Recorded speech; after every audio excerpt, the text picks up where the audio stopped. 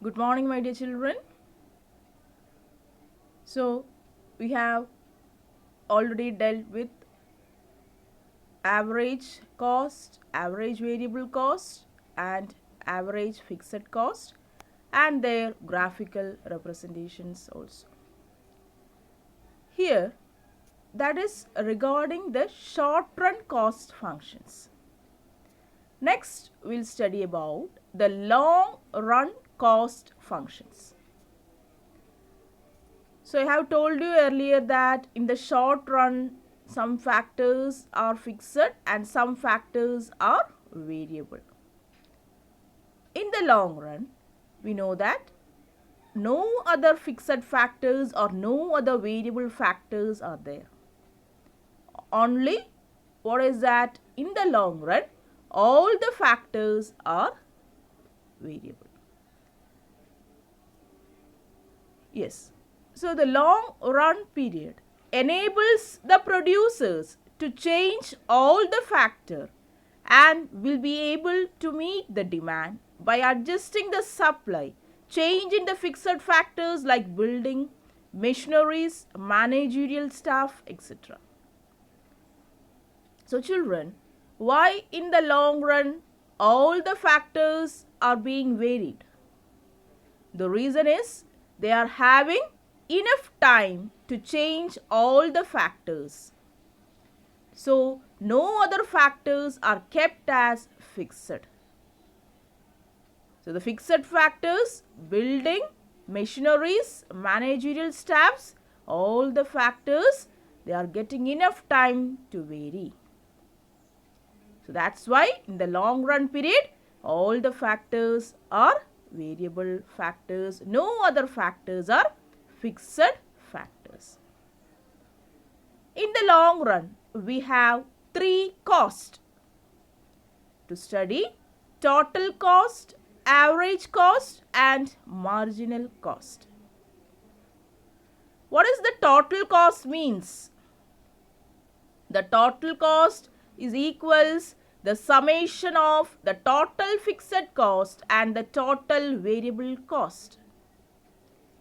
As we have explained about the average cost means it's a summation of average fixed cost and the average variable cost. Here the total cost, how to derive the total cost? That we have to sum up the total fixed cost plus total variable cost. And the equation to find out the average cost equals the total cost divided by the output. That is, we know that the average cost means the cost per unit of input added. So, for that, the equation to find out the average cost equals total cost divided by the output. Then, how to find out the marginal cost? Marginal cost means it is the change in the total cost as a result of change in output by 1 unit. So children, how to derive the marginal cost? That is, we know that I told you marginal means the changes that happen to the total cost. So here also how the changes happen to the total cost as a result of the change in the output by 1 unit. Right? According to the output, the marginal cost also changes. So that change, that sort of change is called as the marginal cost. When all the short run situations are combined, it forms the long run industries. So the how to derive the long run cost curve means we have to combine all the short run situations. Then we can form the long run industry. During the short run, demand is less and the plant's capacity is limited. When demand rises, the capacity of the plant is expanded. So children, what is this? In the short run period, what about the demand? It is very less because only we are getting a limited time period. And the plants, what about the plant's capacity? It is also of limited. So we can derive a long run cost curve out of that. We can make a long run cost curve by joining the tangency points of all short run curves. So children, how to derive the long run cost curve means what all the short run cost curves, what all we have studied till now, children? Yes, average cost, average fixed cost and average variable cost.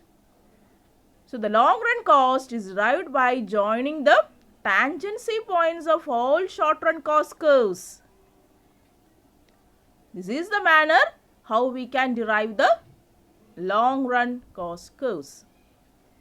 We use long run cost to decide the scale issues, for example mergers. That is, in the long run we can build any size factory we wish.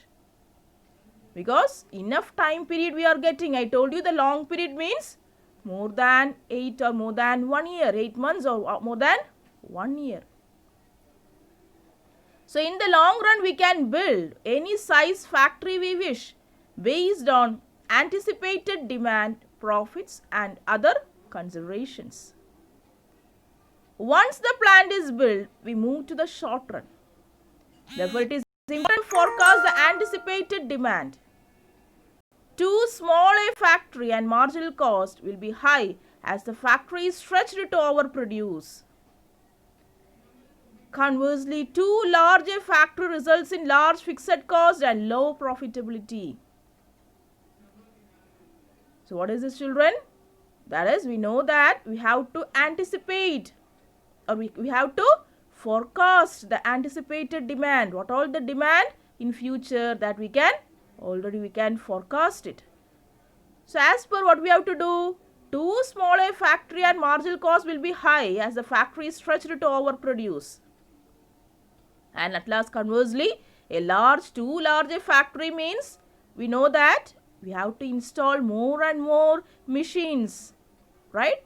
Yes, the land also should be, the plot also should be large in size. Yes, so the fixed factor cost, what happened to that? Installing more and more, that is sophisticated machines also, it increases the cost. Which cost? Fixed cost. And what happens to the profitability?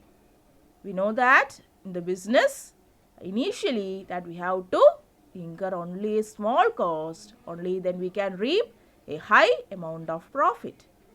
But here what happens to that? If we are employing more and more fixed capital, we have to incur more cost for such fixed capital. So what happens to that? It increases the fixed cost and profitability. What happens to the profit? It reduces the profit. So this is actually the long run cost production function. So children, only you have to remind about the factors of production, that is in the long run the firms are getting enough time to vary all the factors of production, that is with fixed factors such as what are they? Machines, yes, the land, the machines, and yes, what all the fixed factors, they will change such factors, and yes, in that time period they are getting enough time to change all these factors and to reap the profits also. So children, I hope this session related to the long run cost production function is clear for you. So thank you children for watching this video.